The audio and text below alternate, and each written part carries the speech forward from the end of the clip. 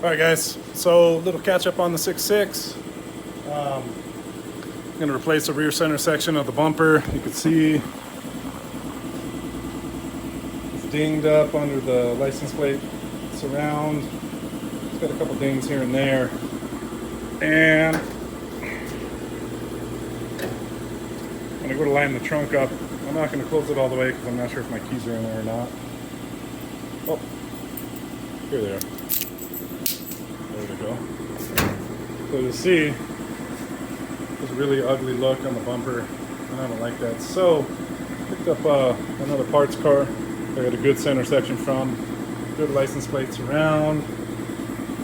One of the taillight housings is bent, so I'm going to put that back to put it on the donor car. But this guy has wicked taillight surrounds. Look at those. The lenses, I'm not talking about the lens, I'm talking about the taillight surround. You can see, and it is killer shape. Unlike that one. Ding ding. The dings in that one, and this one, non-existent. These were not something that people wanted to put back in. So, improving the 6.6 as we go. That's what we do here in this shop.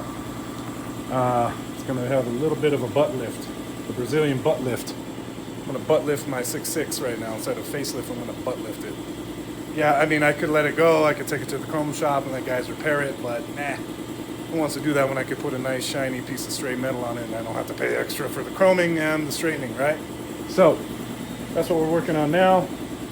I'm not going to record it, but I'll record after when I get it mounted, or maybe take some pics in the interim, but that's going to go away. So, update, still working steady on it. 6.6 Born Fine 2020, all of that.